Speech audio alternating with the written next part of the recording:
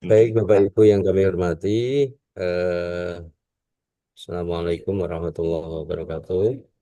Om Waalaikumsalam. Swastiastu, Warahmatullahi Namo wabarakatuh. Buddhaya, Warahmatullahi wabarakatuh. Salam Kebajikan.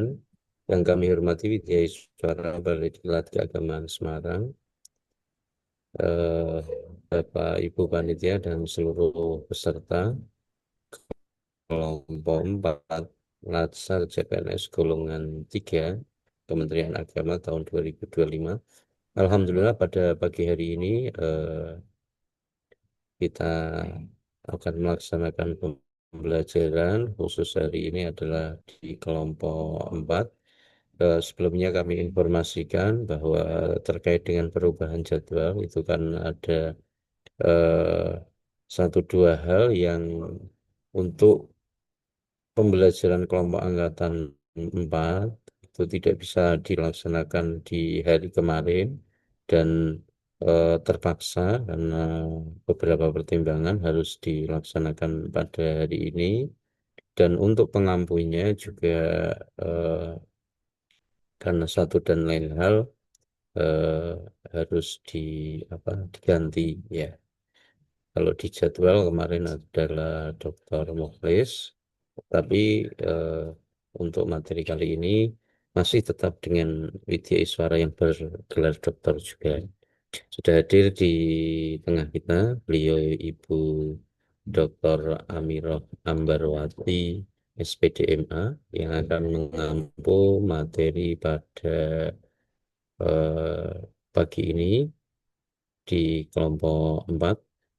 Kami sampaikan VT dari beliau mungkin tidak begitu lengkap, tetapi ada baiknya kami sampaikan. Kurikulum vitae beliau, nama lengkap Dr. Haji Amir Ambarwati SPD MA, lahir di Bojonegoro 14 Agustus tahun 1971. Beliau adalah Widya Iswara pada Balai Diklat Keagamaan Semarang, Widya Iswara Madya pada Balai Diklat Keagamaan Semarang. Untuk pendidikan, riwayat pendidikan beliau S1 F, FPBS IKIP Negeri Malang, kemudian melanjutkan program Pasca Sarjana di S2 UGM Yogyakarta, dan kemudian juga mengambil program doktoral di Manajemen Kependidikan Universitas Negeri Semarang.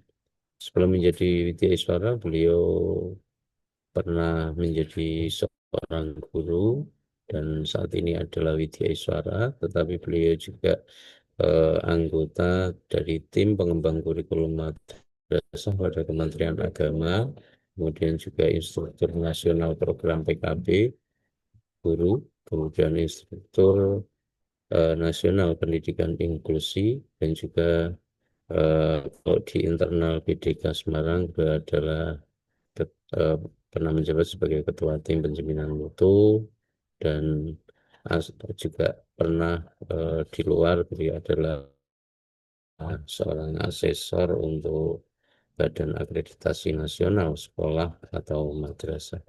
Saya kira itu Bapak Ibu sedikit pengantar pagi hari ini. Selanjutnya kami persilahkan kepada Dr. Haja Hamiroh untuk mengampu materi sesuai dengan beban tugas yang telah diberikan pimpinan. Terima kasih. Kami akhiri. Assalamualaikum warahmatullahi wabarakatuh. Waalaikumsalam warahmatullahi wabarakatuh. Waalaikumsalam warahmatullahi wabarakatuh.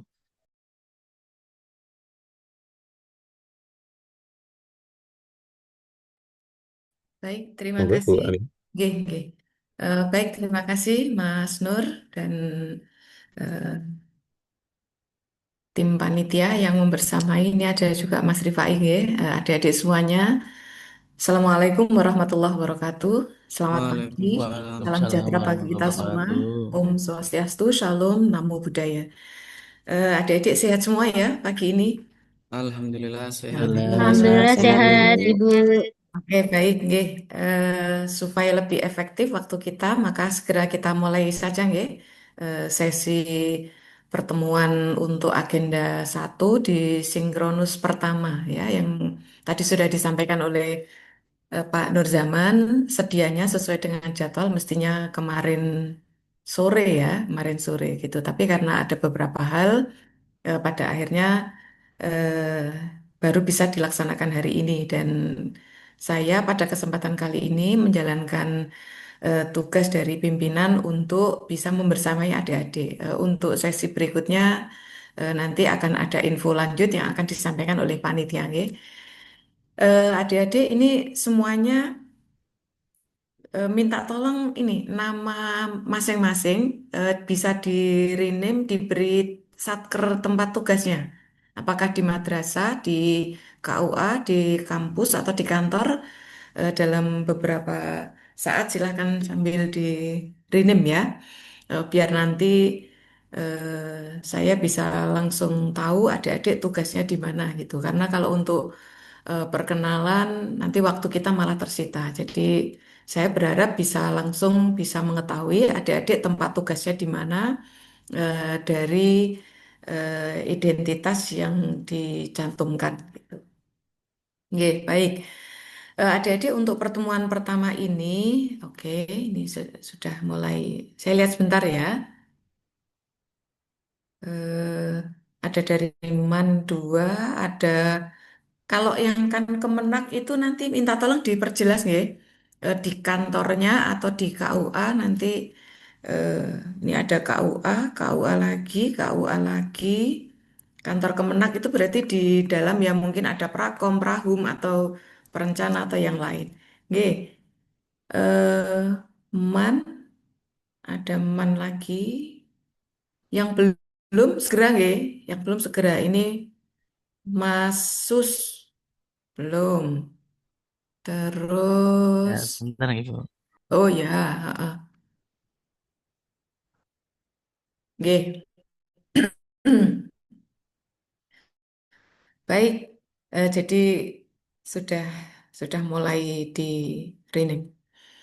Ya, adik-adik untuk pertemuan ini merupakan awal dari pertemuan adik-adik secara langsung dengan kami dari tim Balidiklat, utamanya untuk memberikan fasilitasi dan penguatan-penguatan baik dari agenda 1, 2, 3 ataupun nanti mendampingi adik-adik pada saat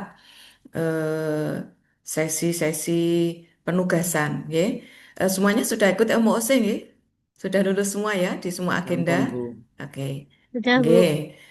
Saya berharap kepesertaan adik-adik kemarin saat mengikuti MOOC itu betul-betul menjadi bekal karena pada kesempatan kali ini mulai dari agenda 1, 2, 3 dan seterusnya bekal pengetahuan dan pemahaman yang adik-adik dapat itu akan kita gunakan untuk melanjutkan di sesi pertemuan sinkronus maupun asinkronus ini gitu ya. Jadi secara substansi saya tidak akan secara spesifik mengulangi materi karena saya harap adik-adik sudah tuntas dengan itu. Paling nanti kita review penguatan-penguatan terutama apa menyamakan persepsi dengan adik-adik gitu ya.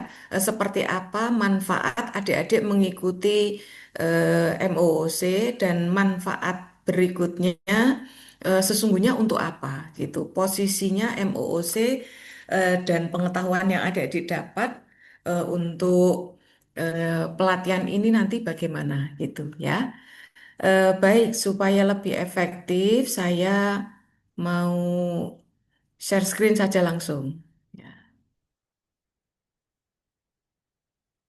ya,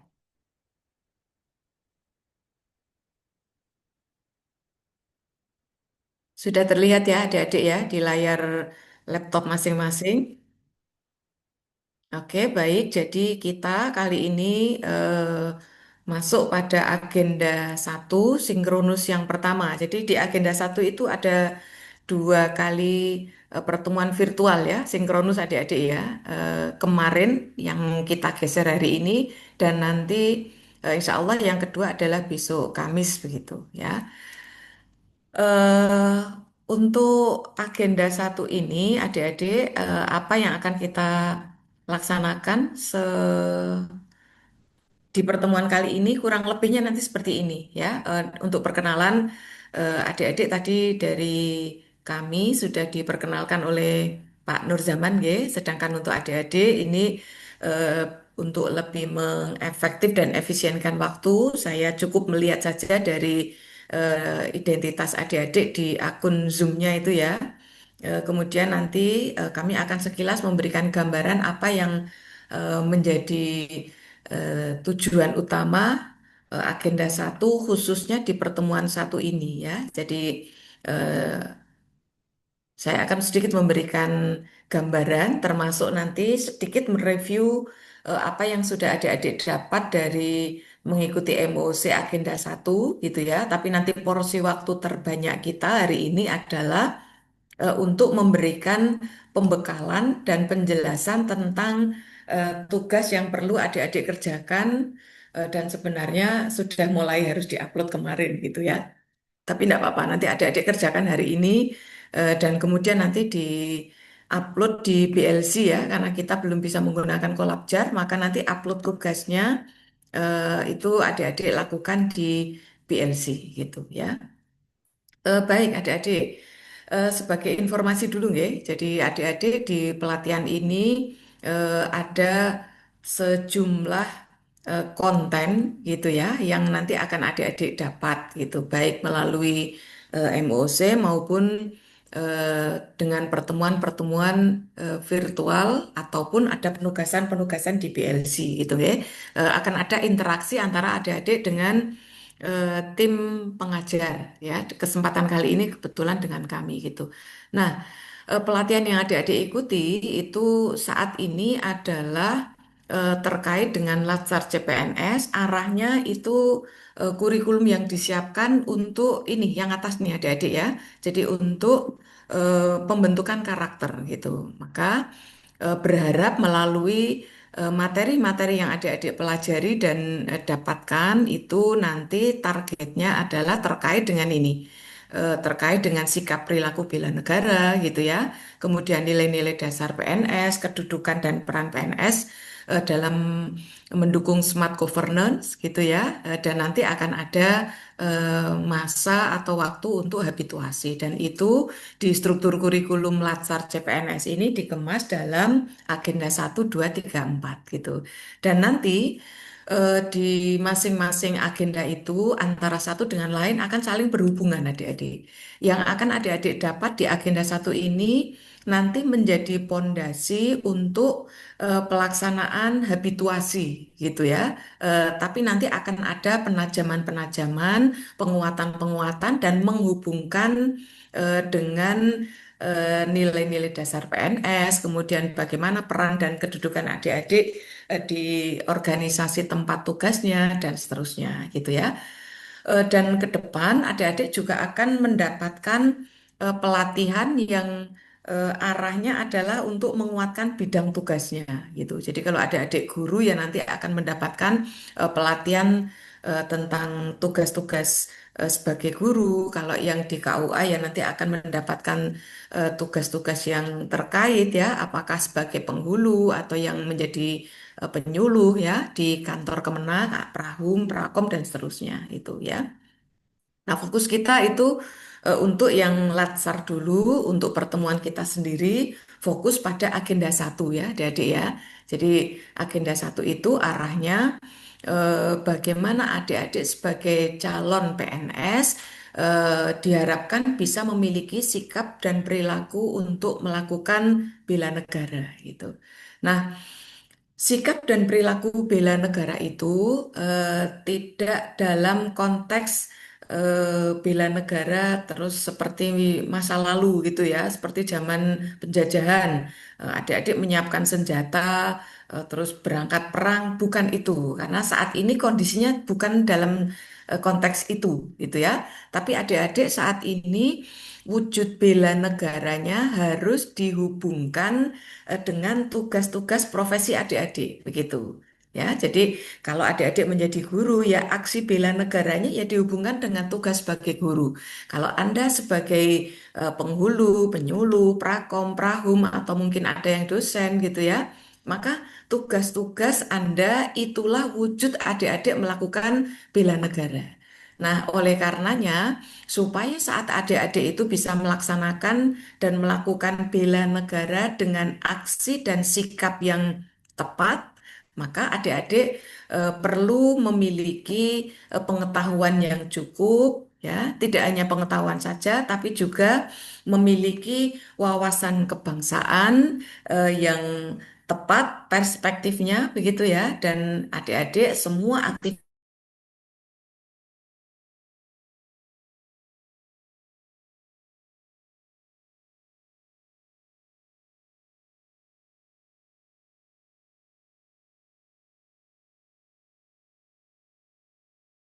apa itu wawasan kebangsaan? Seperti apa posisi wawasan kebangsaan dalam konteks tugas adik-adik gitu ya. Juga yang tidak kalah pentingnya adalah apa yang adik-adik pahami mengenai nilai-nilai bela negara dan bagaimana wujud dari pemahaman adik-adik terhadap nilai-nilai bela negara itu gitu. Nah, semua yang adik-adik ketahui itu harus nanti diimplementasikan dalam bidang tugas adik-adik saat ini. Gitu ya adik-adik ya.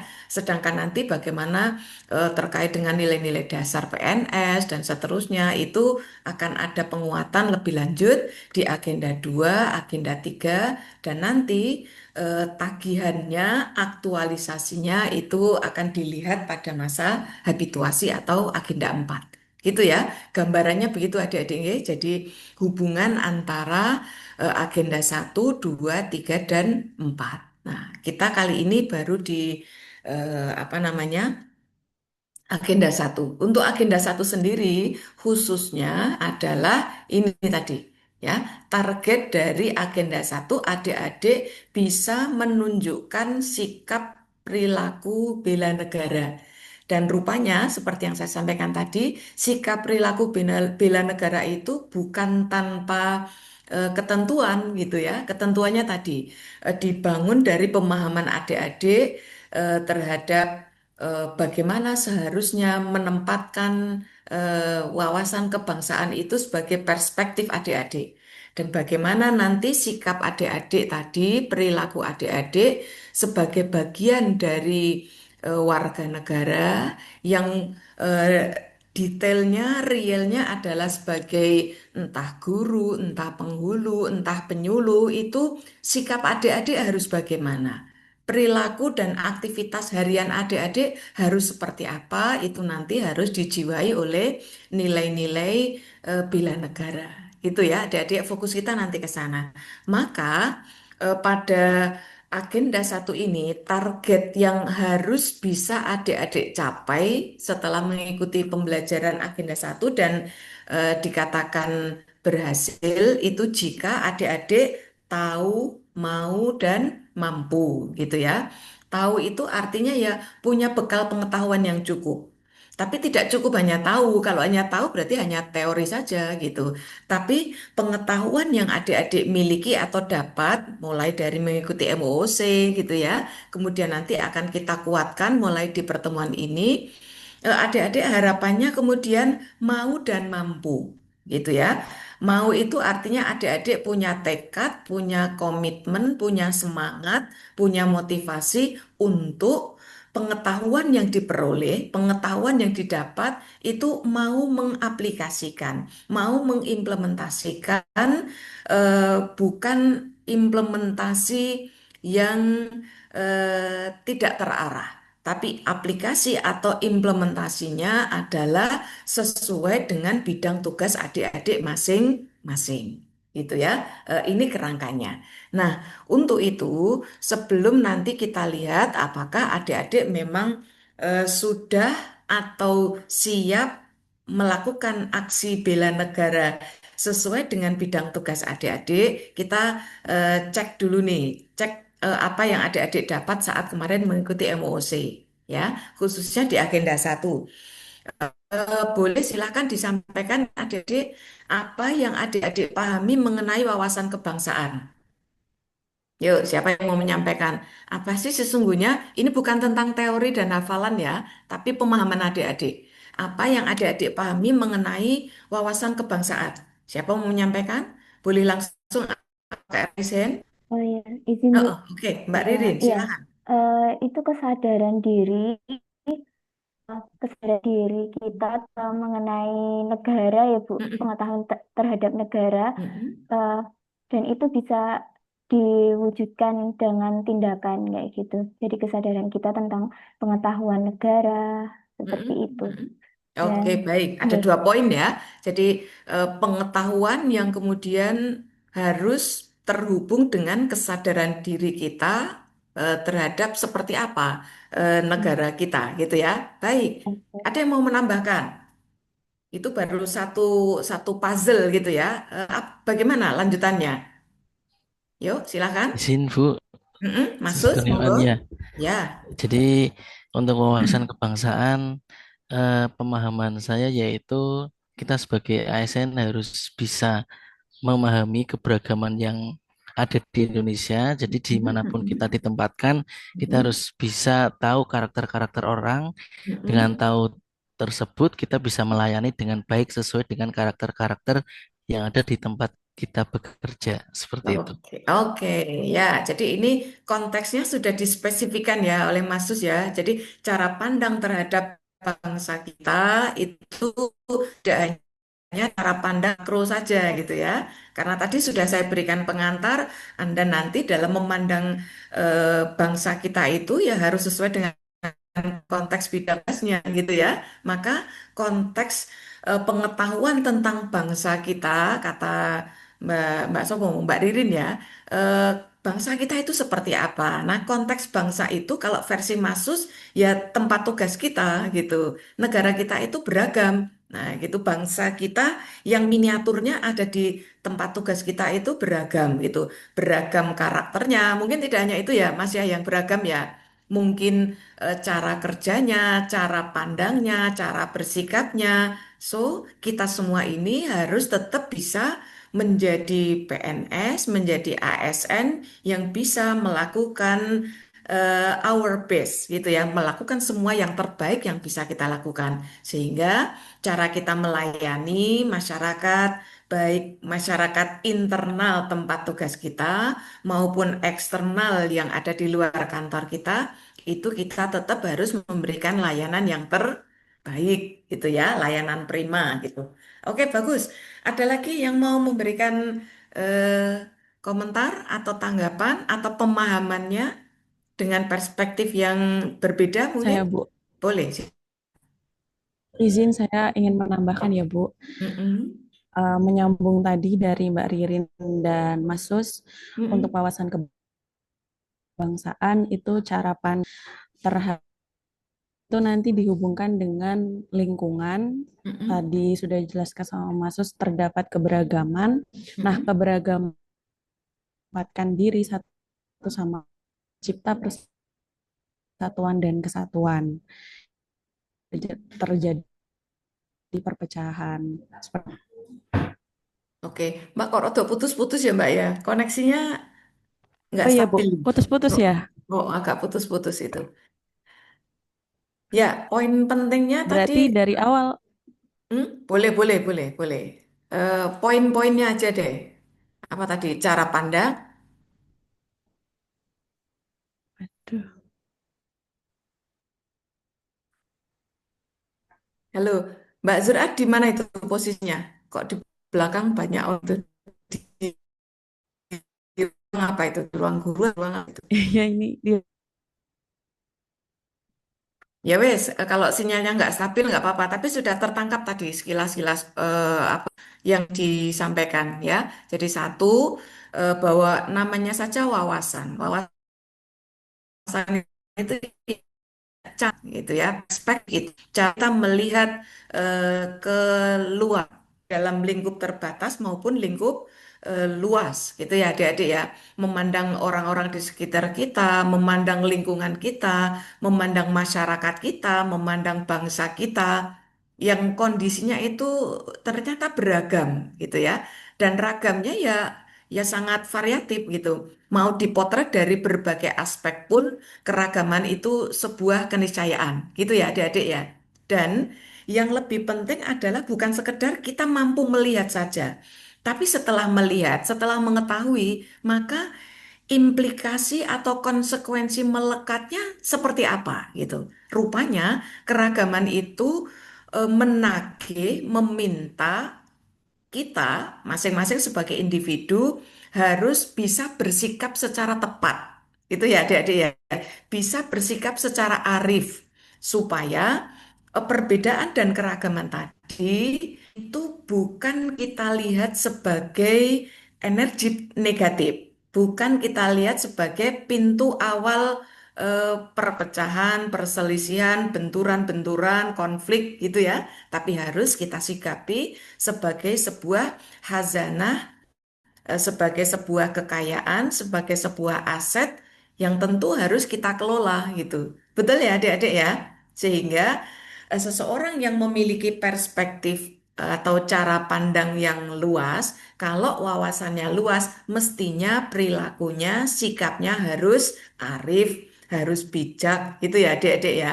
Nah, dan konteks ini jangan konteks yang mainstream banget gitu, karena setiap menyebut wawasan kebangsaan, seringkali yang diingat itu, yang melekat pasti ragam budaya, ragam suku, ragam wilayah, tradisi. Nah, kalau itu kan mainstream banget gitu ya. Tapi ini harus kita kontekstualkan dengan bidang tugas kita masing-masing gitu ya. Maka menarik ketika tadi Mas Sus sudah mengangkat, Bu, nanti kami akan ketemu dengan kawan-kawan atau mungkin kolega atau mungkin stakeholder yang kita layani yang punya karakter berbeda, yang punya harapan-harapan yang berbeda. Dan dengan perbedaan itu kita harus bagaimana? Gitu, adik-adik ya. Jadi itu wawasan kebangsaan. Nah, satu poin berikutnya adalah ya, boleh ini ya, Mbak Swandra ini menyampaikan bahwa kita harus mampu mengintegrasikan nilai-nilai luhur gitu ya. Dan nilai-nilai itu harus kita terjemahkan, kita implementasikan dalam bidang tugas kita. Nah, ini adik-adik sudah mengangkat tentang nilai ini. Kalau dalam konteks yang adik-adik pelajari terkait dengan wawasan kebangsaan, itu kita punya nilai-nilai bela negara. Gitu ya adik-adik ya. Ada yang masih ingat apa itu nilai-nilai bela negara? Siapa bisa menyebutkan? Ada 5 rumusan itu ya Bu ya, Oh ada yang 5. Oh, apa itu Kak? yang 5 itu apa? cinta tanah air, Mm-mm. apalagi ya Bu ya. Yang lain boleh nambahi. Aduh, Ada 5 ya, betul ya. Jadi Patriotisme, nilai apa Mbak? patriotisme Ibu, Patriotisme? patriotisme, Eh, yang lain gimana? Ada patriotisme nilainya? Cinta sepertinya tanah tidak. air, Sepertinya tidak. Terus apa? Kalau sadar patriotisme nggak masuk ke situ? sadar bernegara berbangsa, Sadar bernegara dan berbangsa, oke. Setia pada Lagi? Rela Pancasila, Setia berkorban, Pancasila, sebagai ideologi ya, rela rela bangsa berkorban dan negara, rela untuk berkorban. Untuk siapa, Mbak? Untuk pacare? untuk bangsa, Oh, untuk untuk bangsa bangsa. dan negara. Ya, lagi masih ada? Baru 4 itu. kemampuan awal bela negara, Ibu. Oke, kemampuan awal bela negara, gitu ya. Tidak harus dihafal sih, tapi adik-adik harus tahu gitu bahwa setelah kita itu memiliki cara pandang atau wawasan terhadap bangsa kita, terhadap masyarakat kita, terhadap tempat tugas kita, yang ternyata majemuk atau plural tadi, gitu ya, adik-adik, maka kita harus eh, apa tadi? Bersikap secara tepat, bersikap secara aktif. Perilaku kita harus bagaimana? Karena ini cara pandang itu pasti berbanding lurus dengan sikap dan perilaku. Betul ya? Adik-adik kalau misalnya rasa suka atau tidak suka kita pada seseorang itu nanti berbanding lurus dengan sikap dan perilaku kita tidak? Iya, Banget Bu. ya. Adik-adik suka atau tidak suka dengan seseorang gitu. Kira-kira nanti terdampak enggak sikap kita terhadap yang bersangkutan? Ya, Iya. Dampak gitu ya. Nek kita itu ya tidak mungkin tidak suka tapi sikap kita netral gitu. Maka kita akan banyak memaklumi, kita akan banyak kan gitu ya. Ning karo sing ora disenengi, lah mbok paribasane melakukan hal baik pun sing ketok sing elek tok gitu ya. Maka cara pandang kita terhadap sesuatu itu berimplikasi terhadap eh, sikap dan perilaku kita gitu. Ya, nah sikap dan perilaku yang harus kita miliki itu rupanya harus dilandasi aksi nyatanya itu dengan nilai-nilai yang adik-adik sebut tadi gitu. Ya, kalau tadi yang masih lupa-lupa itu boleh dibuka lagi catatan atau modulnya atau apa PowerPoint-nya gitu ya.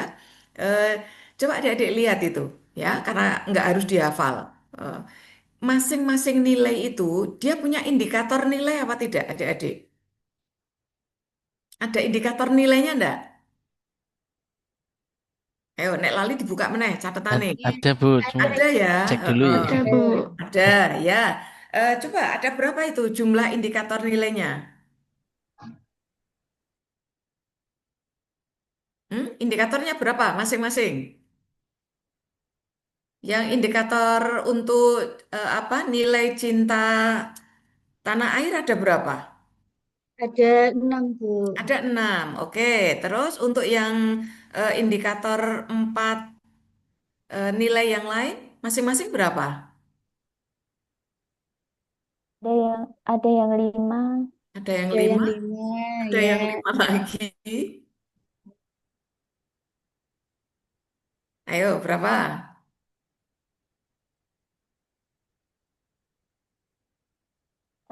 Rata-rata 5, Ibu. Rata-rata 5 ya. Jadi untuk yang cinta tanah air dia punya 6 indikator, selebihnya atau 4 nilai yang lain apa indikatornya berapa? 5 gitu ya adik-adik ya. Itu perlu dipahami dengan baik gitu.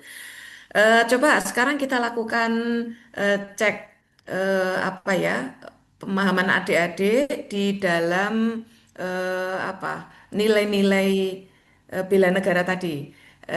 Tadi kan kita harus memahami keragaman ya.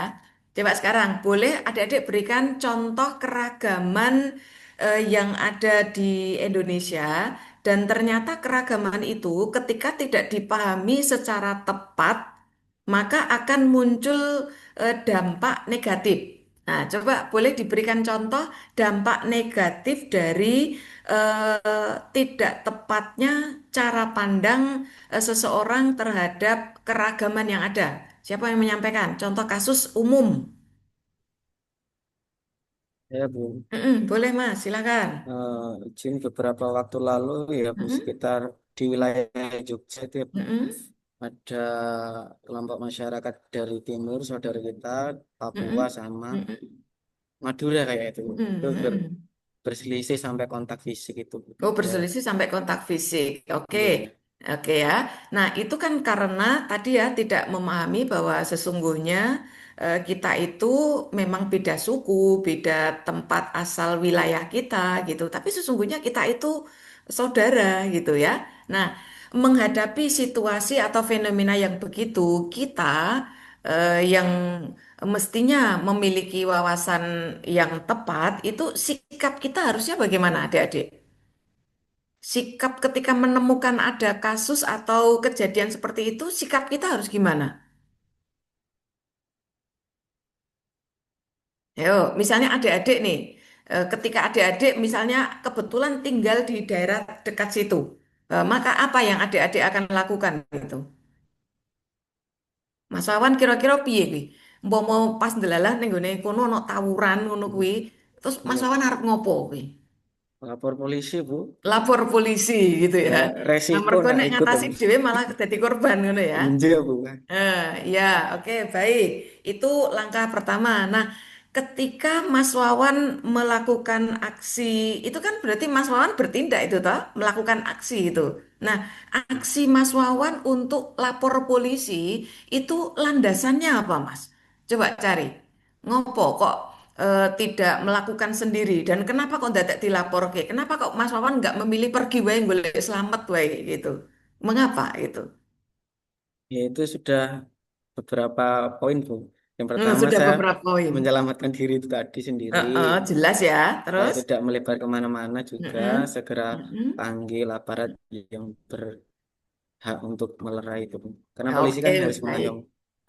Ya, wes, saiki coba deloki krepekane Mas. Sikap yang Anda lakukan itu memang ada mekanisme untuk mengamankan diri, tapi bukan hanya mengamankan diri sendiri saja kan itu. Anda mencari cara yang harapan Anda kan bisa mengurai masalah itu. Nah, sikap yang Anda pilih itu coba carikan dari 5 nilai tadi, Mas. Yang lain juga boleh bantu nih. Sikap Karena itu terhubung dengan nilai yang mana dari 5 tadi?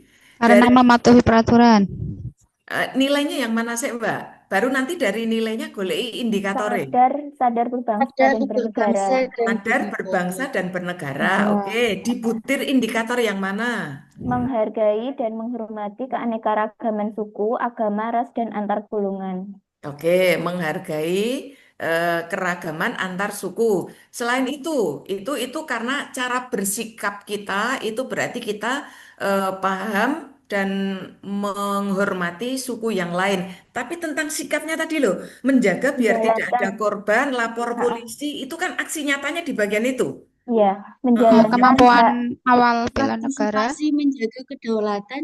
Menjaga kedaulatan, oke ya, di poin 5 ya, sadar berbangsa dan bernegara. Ada punya pandangan lain? Kemampuan awal bela negara Telah berkorban Yang untuk mana? bangsa dan maupun negara. non-fisik. Yang mana? Butir indikatornya. Ayo, kalau memilih yang kemampuan awal bela negara, maka bagian mana? Hmm, Butir indikatornya. Ada yang bisa menemukan? Sebagai bentuk tanggung jawab, menjalankan hak dan kewajiban sesuai peraturan perundangan yang berlaku. Oh, mosok itu kaitannya dengan perundangan?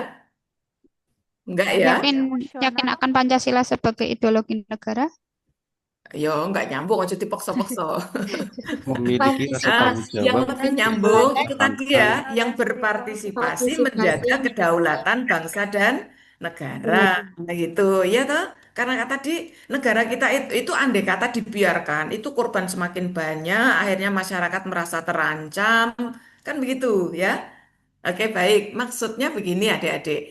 Selanjutnya, setiap perilaku, setiap sikap, setiap aktivitas yang adik-adik lakukan, itu adik-adik harus bisa mencari penguatannya gitu. Jadi apa yang saya lakukan ini sebenarnya hanya keinginan saya yang tanpa ada apa ya namanya nilai-nilai luhur yang memberikan amanat, ataukah kita itu sedang menjalankan nilai-nilai tadi gitu adik-adik ya.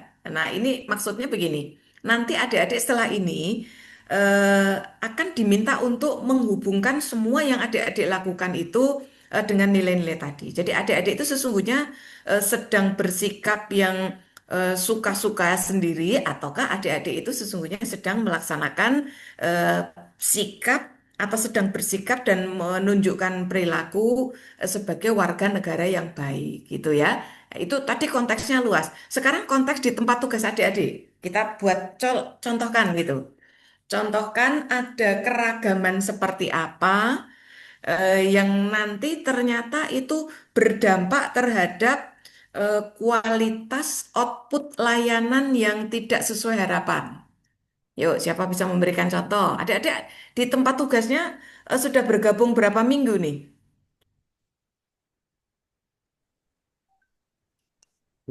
Hampir 2 bulan, Bu. Hampir 2 bulan ya. Nah, berarti cukup lah untuk melihat lingkungan tempat kerjanya ya. Yuk, siapa bisa menyampaikan contoh apa? Contoh konteks yang di tempat tugasnya? Misalnya kalau tentang budaya bagaimana Bu? Misalnya nih kita orang Jawa kan kalau mengkritik sesuatu kan di belakang ya Mas Teh. Mm-mm, mm-mm. Ya, sedangkan orang-orang yang di luar Jawa kan lebih biasanya Langsung. kan iya langsung kayak gitu. Itu kan eh, terjadi kayak kesalahan gitu loh Bu. Mm-mm, Jadi mm-mm. nah itu menjadi kayak hubungan kita tuh eh, sedikit apa ya kurang baik kayak gitu. Oke, Gitu. jadi adanya perbedaan apa itu kebiasaan ya, perbedaan budaya, kultur orang Jawa dengan kultur luar Jawa, apa meneh kayak bangsane apa kawan-kawan kita yang dari suku Batak itu ya, Sumatera dan lain mayoritas itu cenderung mereka lebih menyampaikan semuanya secara langsung dan itu ternyata rentan konflik gitu ya Mbak ya. Nah, oke baik. Nah, sama seperti tadi ya, kira-kira Anda ketika melihat hal yang seperti itu, apa yang akan dilakukan gitu atau apa yang perlu dilakukan atau apa yang bisa dilakukan? Halo, siapa yang mau menyampaikan? Misalnya ada kasus begitu, ono sing nek ora puas, merasa tidak ini itu neng buri ngomongnya gitu ya. Nah, tapi ada yang langsung ketika nggak suka ya langsung nggak setuju langsung sampaikan gitu. Nah, dan ini menimbulkan apa ini miskomunikasi, mispersepsi begitu ya. Nah, apa yang Anda bisa lakukan untuk mengatasi itu? Menjadi penengah. Menjadi penengah gitu. Caranya gimana, Mbak? Menjadi penengah misalnya kita harus melihat dari dua sisi dulu, dari sisi cerita si A dan si B. Jadi misalnya kita mungkin berbicara empat mata atau berdua saja dengan A, nanti selanjutnya dengan B. Jadi kita akan menggabungkan gimana intinya permasalahannya gimana, akhirnya menjadi kita melihat dari berbagai sisi. Jadi tidak hanya dari sisi mereka saja, dari sisi mereka saja. Nah, Oke ya. ya Oke. setelah itu, nggih. Oke, Setelah oke. itu, Oke. sampun. Setelah itu nanti ada proses untuk mediasi ya. Ya, pada proses Oke, media. baik. Ya, oke, oke, baik. Itu bukan hanya di tataran pengetahuan ya, tapi nanti tenan loh ya. Kira-kira kalau itu yang begitu itu senior Anda, iya Mbak? Wani ngono tenan pora we. Ya, kalau untuk senior ya senior kan masih baru kita hanya melihat dari apa dari jauh dulu lah.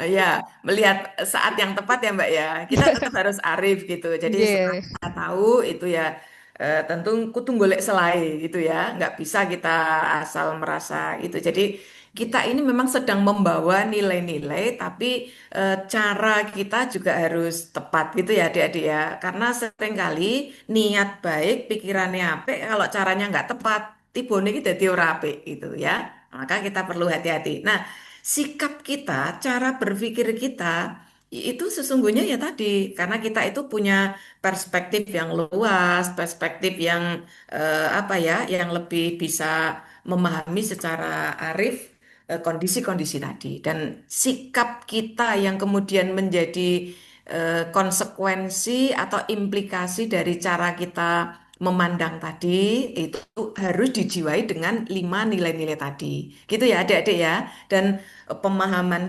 kita, perspektif kita itu bukan secara konseptual saja gitu, tapi harus kita terapkan untuk memandang minimal itu lingkungan terdekat kita gitu. Karena lingkungan terdekat kita itulah yang setiap hari, setiap waktu paling tidak yo sak pensiune sesuk itu ketemune lingkungan itu terus gitu. Maka kalau kita tidak bisa memposisikan cara pandang kita, sikap kita dengan tepat, ya kita itu akan selalu merasa kita ini tidak beruntung, kita ini apa namanya, kok tidak ada di posisi yang tepat gitu. Akhirnya apa? Kita akan mengeluh. Ketika kita banyak mengeluh, kinerja kita pada akhirnya menjadi tidak eh, performa terbaik yang bisa kita berikan. Akhirnya tidak bisa profesional, ungkakan sambat itu. Ya, adik-adik ya.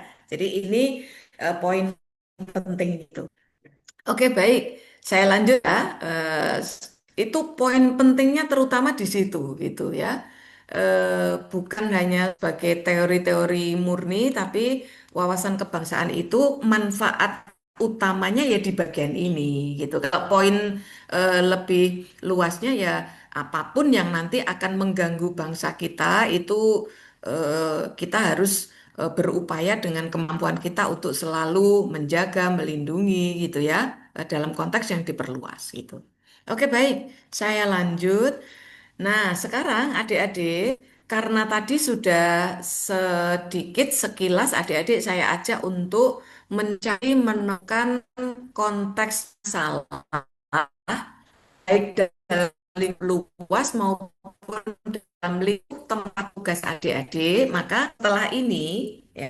Adik-adik akan kita minta untuk mencari dan menemukan secara lebih detail lagi gitu. Jadi ada kasus apa, ada masalah apa, ada isu apa di tempat tugas adik-adik gitu ya. Jadi isu di sini adalah kondisi atau situasi yang merupakan dampak itu ya, hati-hati dicatat ya. Jadi nanti yang kita maksud dengan isu adalah kondisi atau situasi yang dianggap itu bermasalah dan masalah yang merupakan dampak dari berbagai sebab ya, merupakan dari berbagai sebab gitu. Nah, untuk melakukan analisis ini adik-adik perlu melakukan 4 tahap gitu ya.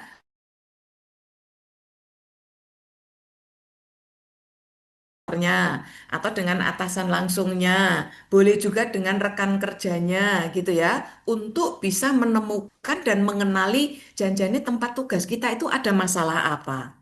Masalah itu bisa adik-adik lihat dari dampak negatif yang terhubung dengan tugas adik-adik sendiri atau layanan organisasi adik-adik secara umum gitu ya. Nek guru ya berarti dampak dari eh, beberapa hal sampai nanti yang adik-adik layani itu outputnya menjadi tidak maksimal. Nah, adik-adik sebagai guru itu yang menjadi apa ya stakeholder yang dilayani siapa? Tentu siswa gitu. Maka adik-adik melihat siswanya itu seperti apa gitu ya. Kondisi yang adik-adik lihat dalam diri siswa itu seperti apa dan itu terjadi karena ada hal-hal yang menjadi sebabnya gitu ya. Misalnya siswanya tidak disiplin gitu ya, siswanya kemampuannya itu rendah dan seterusnya. Itu dampak. Loh kok ono bocah wis sinau kok kemampuannya rendah? Memangnya apa sebabnya gitu ya. Itu kalau langsung dihubungkan dengan tugasnya. Tapi bisa juga dengan layanan organisasinya gitu. Satker Anda itu seperti apa? Kualitas layanannya gitu. Selama ini komplainnya masyarakat itu apa? Keluhan masyarakat itu apa? Nah, wujud keluhan itulah yang merupakan dampak dari rendahnya kualitas layanan Satker Anda atau individu yang ada di Satker Anda. Itu nanti yang adik-adik pilih sebagai isu atau masalah gitu ya. Dan nanti adik-adik diminta untuk memilih atau menetapkan 5 masalah atau 5 isu. Nggih. Walaupun uripe wis akeh masalah tetep tak kon golek masalah meneh gitu ya. Cari 5 masalah. Nah, dari 5 masalah itu atau 5 isu itu nanti adik-adik perlu melakukan pemilahan atau ditapis isunya. Nek boso gampangnya apa nggih? Disortir isunya gitu ya. Nanti untuk menyortirnya ada caranya, ada tekniknya. Setelah dipilah, setelah ditapis, nanti didalami lebih lanjut, dianalisis lebih lanjut untuk diketahui sebabnya apa masalahnya kok iso dadi kaya ngono. Nah, gitu ya. Mengapa harus dicari sebabnya? Karena setelah tahu sebabnya, berikutnya adik-adik harus bisa mencari gagasan, mencari ide, solusinya terus apa nih? Dan jangan lupa yang penting solusi itu, gagasan itu, kegiatannya yang melakukan adik-adik sendiri.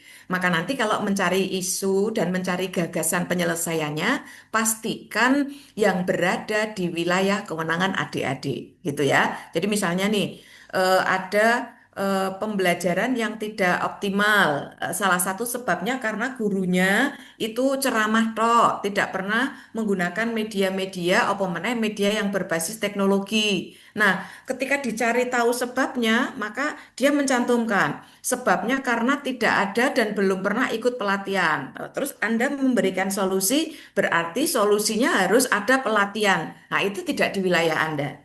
ICCPNS tidak mungkin Anda menyelenggarakan pelatihan karena itu nanti terhubung dengan butuh dana, akan menghadirkan narasumber gitu ya. Nah, maka tentu nanti jangan memilih dan memberi solusi yang seperti itu. Gitu ya, ini gambarannya ya. Oke, nah kita kembali ke sini. Tahap pertama tadi kan adik-adik melakukan pra-analisis untuk melakukan identifikasi dan mendeskripsikan isu. Isu itu intinya ya adanya kesenjangan antara kondisi yang diharapkan dengan kondisi yang saat ini ditemukan ya antara kondisi faktual dengan kondisi ideal kok tidak cocok, tidak berbanding lurus ya berarti masalah gitu ya. Dan masalahnya adalah tadi loh ya, dampak atau akibat negatif dari berbagai hal yang belum maksimal gitu ya. Maka nanti cara adik-adik mendeskripsikan atau merumuskan isu harus fokus gitu ya. Jadi nggak usah kalimatnya panjang lebar kayak arep gawe prolognya apa cerpen gitu ya. Satu kalimat saja, nggak usah panjang lebar ya. Dan tidak usah menyebutkan sebabnya. Langsung fokus.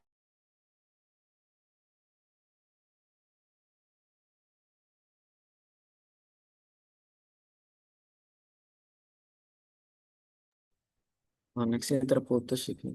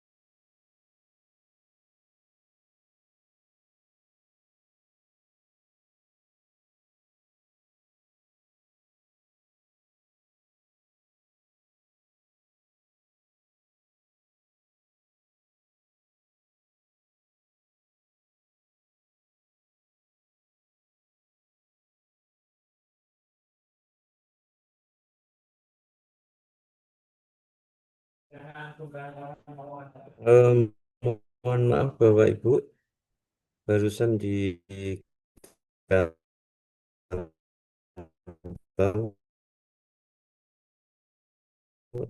mati.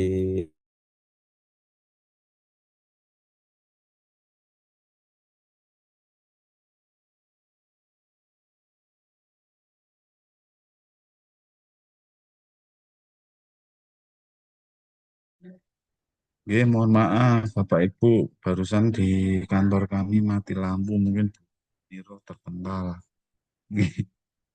Ini wifi-nya juga ikut mati. Mungkin sebentar lagi bisa gabung lagi.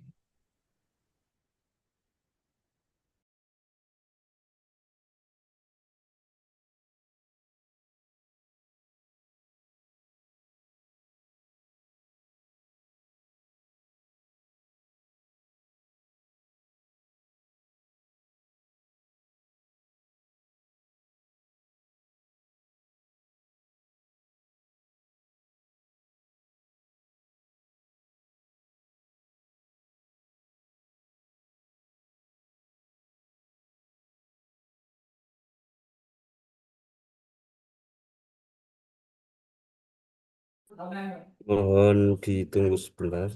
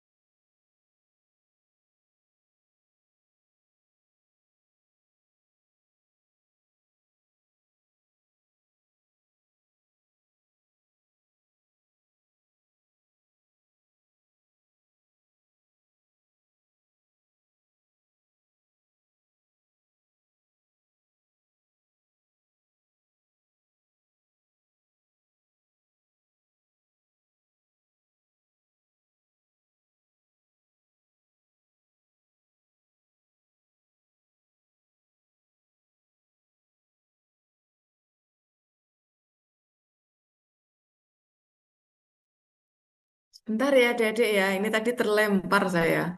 Listriknya mati, mau saya ini laptopnya malah hang barusan. Ngamuk ini laptop ini. Bentar ya, saya buka dulu.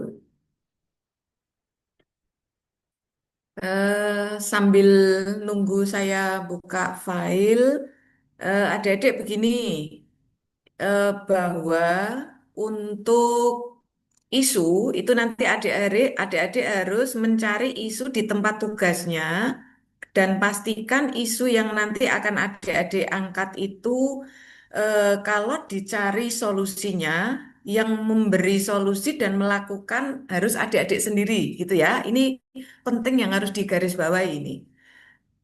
Mengapa begitu? Karena nanti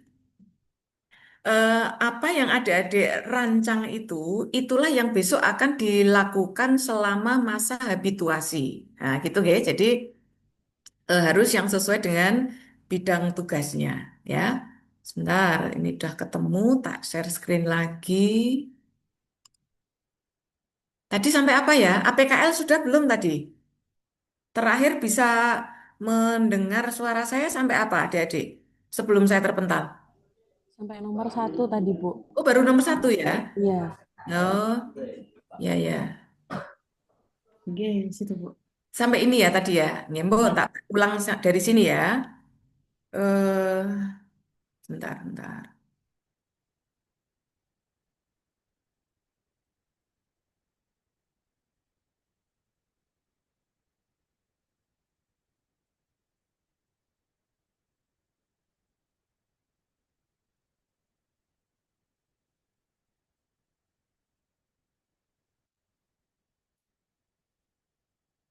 Ya, mana tadi? Kita baru sampai di sini. Adik-adik saya ulangi bahwa nanti isu yang adik-adik cari itu harus isu yang adik-adik temukan sendiri di tempat tugasnya, gitu ya. Harus yang ada dan bisa ditemukan di tempat tugasnya, gitu. Dan cara merumuskannya itu harus apa ini fokus, ya, harus jelas masalahnya apa. Dan yang saya sebut masalah itu adalah dampak atau akibat dari eh, berbagai faktor penyebab. Ya, ini biasanya terarah pada rendahnya output layanan atau kondisi yang tidak ideal dari layanan kita, gitu ya, baik individu ataupun satker kita, ya. Terus berikutnya nanti di dalam merumuskan itu adik-adik juga harus sekaligus mencantumkan lokusnya. Jadi tempatnya di mana gitu, di madrasah kah, di KUA kah, atau di lingkungan kecamatan yang menjadi wilayah kerja KUA tempat adik-adik bertugas, ataukah di kantor kemenaknya dan seterusnya gitu ya. Jadi tempatnya di tempat kerja kita, makanya harus keterangan lokusnya jelas, kemudian fokus masalahnya juga tidak keliru menjelaskan penyebabnya, gitu ya. Setelah itu nanti akan kita tapis, ya. Adik-adik akan kita minta mensortir, menapisnya dengan cara teknik pilih dua ini ya. Nanti dua-duanya diambil. Pertama APKL, yang kedua di USG. Dan di dalam menapis isu ini, adik-adik nanti harus memberikan skor, ya. Cara menapisnya itu dengan cara memberi skor. Skornya mulai angka 1 sampai 5, bebas, mana yang mau diberi 1, mana yang diberi 5, 3, 4 itu terserah adik-adik ya, karena kita menganggap yang tahu situasinya adalah adik-adik sendiri, maka kewenangan memberikan angka skor 1, 2, 3, 4, 5 silahkan saja adik-adik yang mempertimbangkan. Tapi yang diberikan 5, 4, 3, 2, 1 itu pertimbangannya ini, gitu ya. A itu artinya aktual. Maksudnya begini, ketika masalah yang adik-adik angkat itu semakin sering dibicarakan, semakin banyak orang yang membicarakan, dimanapun, kapanpun, kok yang dibahas itu terus, nah, berarti masalahnya sangat aktual itu. Sedang jadi trending topik gitu ya. Nah itu nanti skornya tinggi kalau begitu ya. Semakin tidak banyak yang ngomong berarti itu tidak terlalu aktual itu. Yang begitu nggak diangkat rapopo itu. Yang kedua P itu problematik. Ketika masalahnya ruwet, kompleks gitu ya, maka semakin ruwet, semakin rumit, semakin kompleks, nanti angkanya semakin tinggi yang adik-adik berikan. Kehalayakan itu semakin dia menyangkut berdampak terhadap banyak orang, nah itu berarti nanti kehalayakannya semakin tinggi, skornya juga semakin tinggi. Maka kehalayakan ini akan terhubung dengan kelayakan gitu ya. Semakin menyangkut dan menyinggung banyak orang, maka masalah itu semakin layak untuk adik-adik angkat. Kebalikannya, kalau masalah yang adik-adik angkat itu hanya terhubung dengan satu dua orang saja yang terdampak, maka masalah itu tidak cukup realistis untuk diatasi. Ojo-ojo ki malah guru wong edok sing baper gitu ya. Ini maka pertimbangkan ke sana. Nah, dari 5 tadi nanti adik-adik akan menapis seperti ini contohnya. Ini ya, jadi ini A, B, C, D, E ditapis begini dengan APKL, tentu nanti ada skor yang perlu dijumlahkan. Nah, dari 5 ini adik-adik ambil nilai yang 3 peringkat tertinggi. 1, 2, 3 gitu ya. Karena skornya yang tinggi kan 19, 17, 16. Setelah itu baru adik-adik lanjut dengan USG. Jadi pertama ditapis dengan APKL dulu dari 5 sampai dapat 3. Setelah ketemu 3 ditapis lagi dengan USG. Yang pertama urgensinya. Jadi semakin isu itu mendesak untuk segera diselesaikan, diatasi, maka urgensinya angkanya semakin tinggi. Ketika sudah semakin mendesak, berarti tingkat seriusnya ya mesti tinggi itu. Gitu ya, nanti skornya tinggi. Kalau growth itu semakin dampaknya luas, semakin kondisinya parah, semakin nanti tambah ora karuan, gitu ya. Maka nanti growth-nya itu semakin tinggi, skornya ya semakin tinggi. Gitu ya adik-adik ya. Nah, sama seperti tadi di skor 1 sampai 5. Ambil skor tertingginya. Nah, kalau contoh ini berarti yang tertinggi adalah 14 kan? Maka nanti yang akan adik-adik jadikan sebagai isu utama atau kita sebut dengan istilah core isu adalah yang skornya tertinggi ini. Paham ya sampai di sini ya? Nanti kalau sudah sampai pada ketemu peringkat pertama setelah itu di USG, maka adik-adik lanjut dengan melakukan analisis pendalaman penyebabnya apa.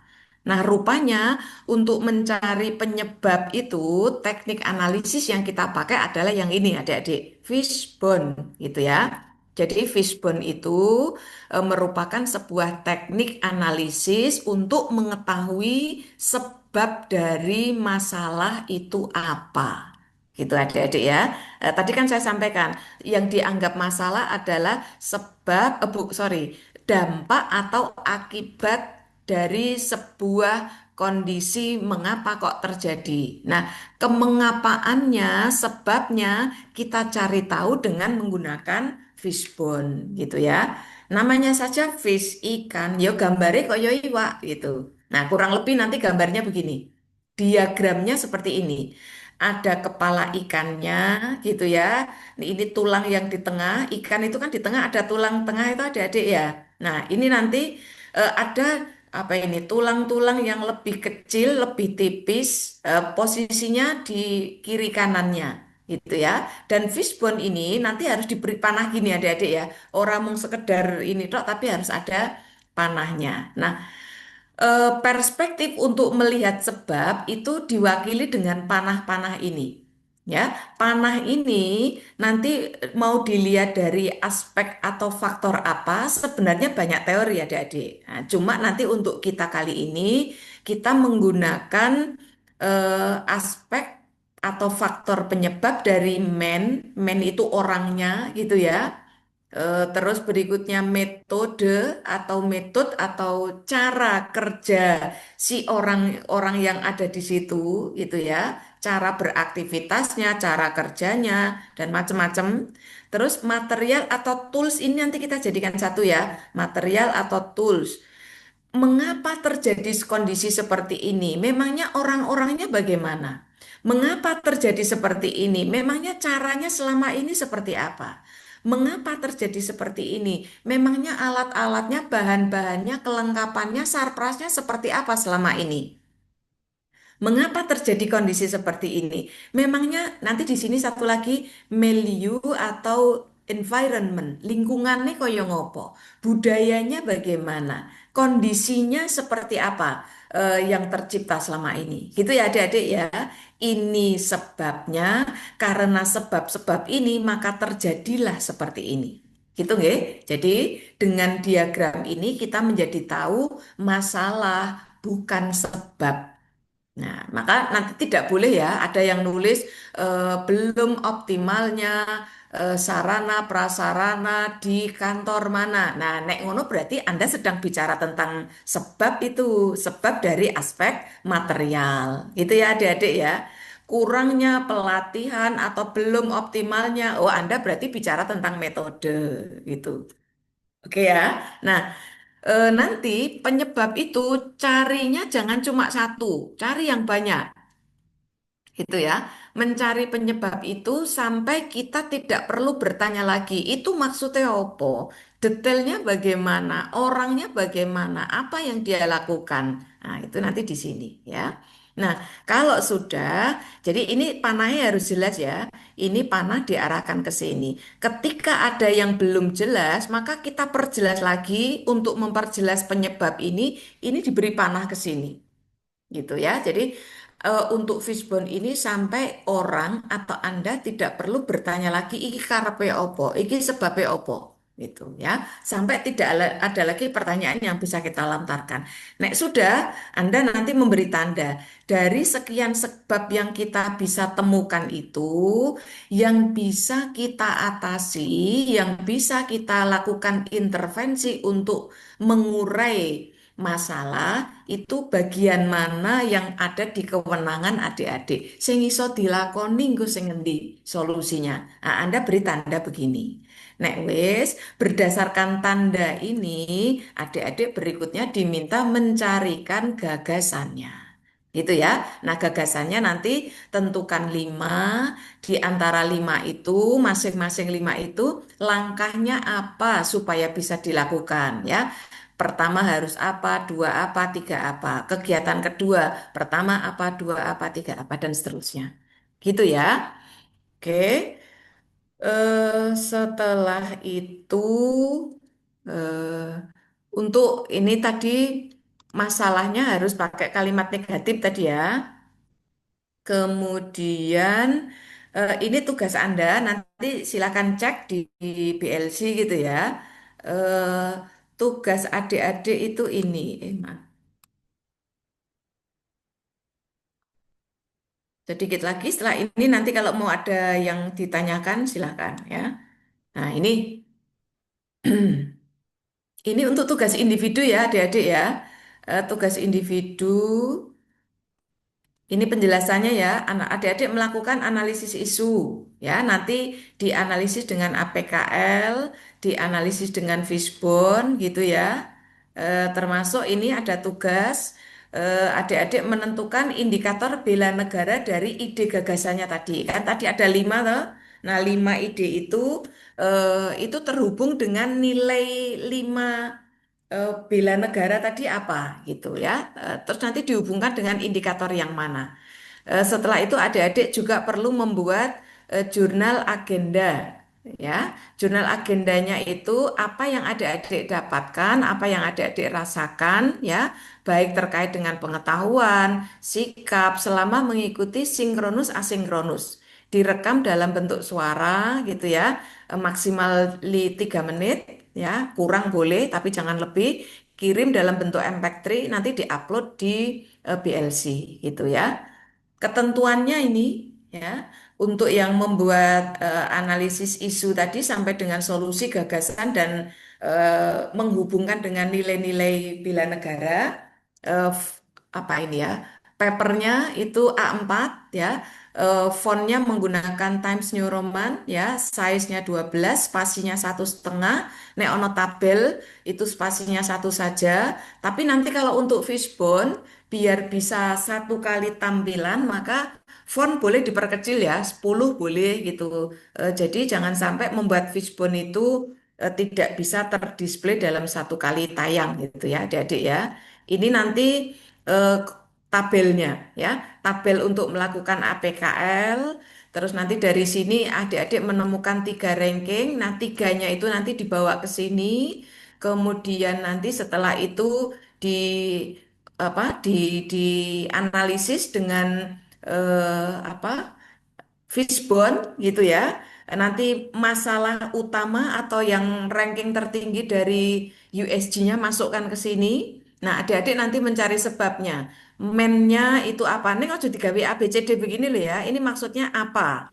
Gitu ya. Men-nya siapa? Perilakunya, bentuknya bagaimana? Materialnya, terus ini metode, milieu, dan seterusnya. Yang menjadi akar masalah dan akan adik-adik atasi itu diberi tanda lingkaran begini.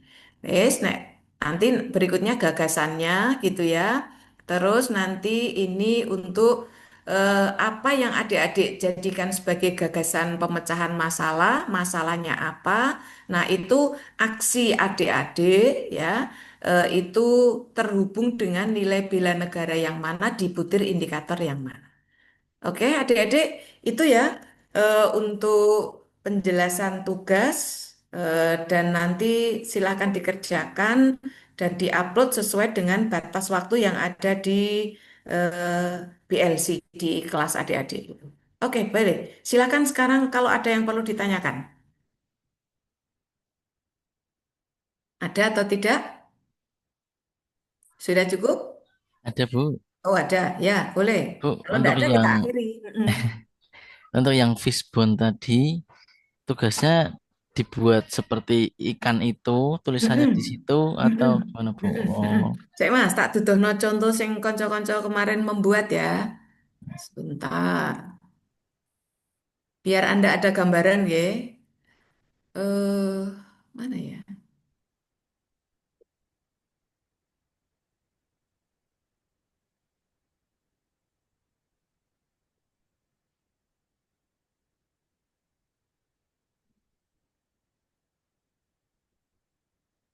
Agenda sinkronus kedua.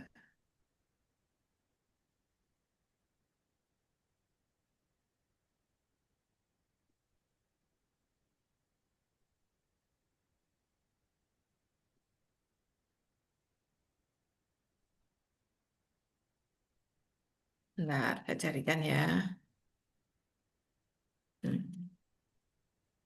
Ini contoh nih. Contoh hasil kerja kawan-kawan Anda juga di angkatan yang lain. Nah, ini pada waktu saya review, kita screenshot ini. Ya. Nah, ini adik-adik contoh ya, tapi contoh cara mengerjakannya isinya jadi contoh gitu ya. Karena bisa jadi ini saya tak delok kurang optimalnya penyampaian informasi. Nah, ini ra apa-apa wis tak bahas sisan. Adik-adik nanti kalau membuat ini misalnya ini kurang optimalnya penyampaian informasi layanan KUA di Kecamatan Bladu pada platform medsos. Menurut adik-adik, tak no. Nanti mau. Nah, menurut adik-adik, ini dampak dari sebuah kondisi atau ini sebab dari kondisi? Ini analisis sebab apa analisis dampak yang di kepala ikan ini? Sebab, Bu. Sebab. Sebab, betul sekali ya. Jadi nanti Anda nggak boleh begitu. Yang harus kita tulis itu dampaknya gitu. Nah kan ini dia bilang bahwa informasi belum tersampaikan secara optimal kan. Dia mau bilang begitu kan. Nah dampaknya apa menurut adik-adik? Ketika informasi tidak sampai dengan maksimal, apa dampaknya? Siapa yang terdampak? orang Masyarakat gitu ya. masyarakat ya. Masyarakat yang Masyarakat. gimana ini? Masyarakat gimana ini Oh, jadinya? kurang kurang informasi. Iya, jadi belum optimalnya akses informasi oleh masyarakat di wilayah mana. Kan harusnya gitu ya. Paham gak? Nah, itu nanti itulah bunyi masalah kita. Nah, terus nanti dilihat kok iso ono masyarakat ning wilayah KUA itu kok sampai ora mendapatkan informasi maksimal, penyebabnya apa? Itu dari segi orang. Misalnya di KUA di KUA belum ada petugas untuk humas. Nah, kan bisa itu toh. Jadi informasi belum tersampaikan karena orang ono petugas humas. Terus golek ini liane. Nah, misalnya dari segi masyarakatnya sendiri, masyarakat tidak pernah menjemput bola mencari informasi. Nah, misalnya begitu. Sekarang dari materialnya apa? Selama ini media informasinya hanya itu papan manual. Lagi belum ada layanan informasi, belum punya sarana website atau belum punya medsos dan seterusnya. Gitu ya, adik-adik ya. Gitu ya, Masus ya. Mm-mm. Ya, itu. Nah, jadi ini tadi contoh hanya saya mau menunjukkan dan menjawab pertanyaan Masus gimana cara membuat fishbone. Tapi tentang isinya masih perlu dibenahi gitu ya. Jadi kalau tadi adik-adik misalnya sempat nggawe screenshot, ya nggak apa-apa, tapi aja dicontoh di sini karena isinya masih perlu saya minta untuk direvisi. Gitu ya, cukup ya? Atau masih ada yang mau ditanyakan? Bu, Aman? permisi, izin tadi yang slide Dinan tampilkan Hmm? mengenai tugas-tugas bisa Hmm? di-share ya. Iya, nanti biar saya kirimkan ke panitia biar dibantu upload oleh panitia ya. Karena saya nggak bisa akses PLC Anda gitu ya. Ya, terima Mm-mm. kasih. Nggih, nggih. Bu, Bu, Cukup? satu tadi. Oh, Bu, satu lagi. Oh, apa, Mbak? Bu, lah itu berarti kalau isu beneran kita harus mencari 5 isu atau gimana, Bu? Atau satu Lima. isu Loh, terus lima. dijabar? Kandani lima. Lah, kok nek mung siji tok ora iso ditapes to, Mbak? Enggak PKL ra iso langsung ketemu siji kok. Lima. Lima ki gangsal. Lima ya, adik-adik ya. Semuanya mencari lima. Heeh, ya. Oke. Jadi Ibu, lima hmm, ditapis sampai ketemu tiga, setelah tiga digoleki sampai ketemu satu, nah satu itu yang di fishbone gitu ya. Setelah di fishbone kan ketawa sebabnya, agak agak goleki gagasan penyelesaiannya piye gitu. Gitu ya.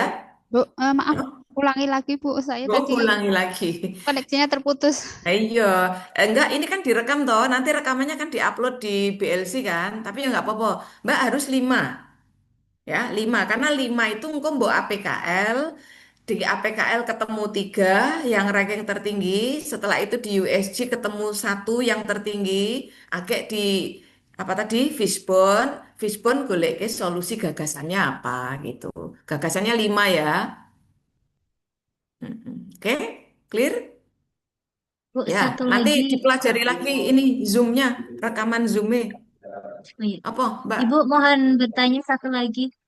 Mm. Eh, saya kan berada di lingkungan sekolah dan saya menjadi guru. Apakah masalahnya itu harus berkaitan dengan kegiatan pembelajaran, belajar Boleh. mengajar, atau bisa juga menyoroti isu seputar sekolah secara umum, Bu? Contoh, contoh, Misalnya, contoh. misalnya tentang lingkungan kebersihan seperti itu. Boleh, boleh. Kan Oh, Anda bisa memberi intervensi toh?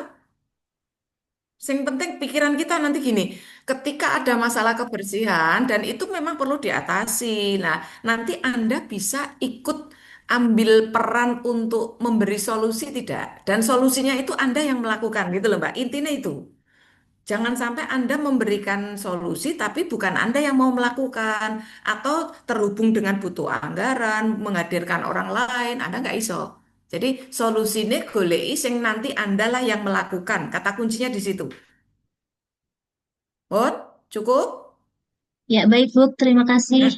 Ya, ya. Jadi tidak harus tugas kita langsung ya, tapi terkait dengan tugas kantor kita, madrasah kita, boleh. Yang penting mengko solusine Andalah yang mengusulkan, Anda juga yang harus mengerjakan.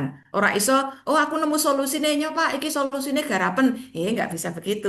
Kita sedang bukan mau membuatkan pekerjaan orang lain ini. Ya, oke, Bon, cukup. Oke, kalau sudah cukup, pertemuan ini kita sudahi dengan berdoa untuk yang Muslim. Kita akhiri dengan bacaan hamdalah bersama-sama. Untuk yang non-Muslim, monggo sesuai dengan agama dan keyakinan masing-masing. Alhamdulillah. Alhamdulillah. Amin, Rabbil nggih. Terima alamin. kasih adik-adik semuanya. Selamat mengerjakan tugas, nggih. Baik Ibu, Oh ya, terima kasih. sebentar, sebentar. Adik-adik ada tugas kelompok juga, lali aku. Sebelum Kelompok. tugas kelompok lali ya.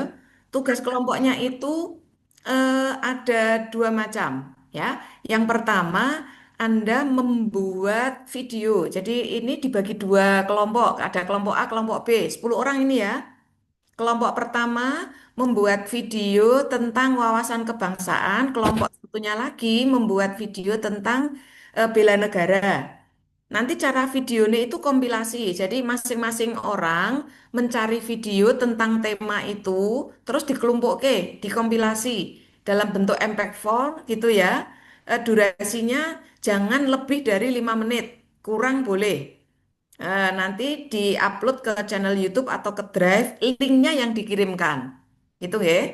Nah, terus satu lagi adik-adik membuat yel yel kelompok, bukan bukan kelompok kecil ini ya, tapi kelompok piro iki? 4 ya.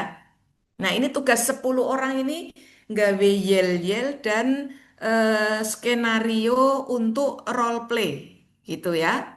Nah, ini nanti sing digawe sekarang baru skenario dan yelnya, prakteknya itu besok kalau Anda datang ke Bali Diklat. Nek untuk videonya itu harus dibuat sekarang. Tiga-tiganya ini diupload maksimal hari Kamis ya di VLC ya. Nah, gawene bareng tapi uploadnya masing-masing gitu, bukan uploadnya perwakilan ya. Sing nanti membuat itu bersama-sama eh, apa uploadnya tapi harus sendiri-sendiri. Nanti diupload dalam bentuk PDF nggih. Yang untuk individu tadi juga dalam bentuk PDF. Dah, cukup jelas Ya, tugas hampir Bu, luas. untuk ini kan 11 orang, Bu. Oh iya, wis ya 5 Pembagiannya mbek 6, 5 mbek 6. sesuai urutan atau Serah, selesaikan oh secara ya. adat. Oh, oh. Wes kono Oke. sepakati dewi. Ya. Jadi Oke, setelah Bu. ini jangan bubar dulu, mungkin menyepakati tugas dulu ya. Ya, Oke, nggih. Baik, gitu. Cukup nggih. Saya ya, izin untuk meninggalkan ruang Zoom. Adik-adik lanjut dengan diskusinya ya. ya. Oke, sukses. Selamat mengerjakan tugasnya. Assalamualaikum. Selamat pagi semuanya. Bagi Waalaikumsalam warahmatullahi Waalaikumsalam wabarakatuh. warahmatullahi wabarakatuh.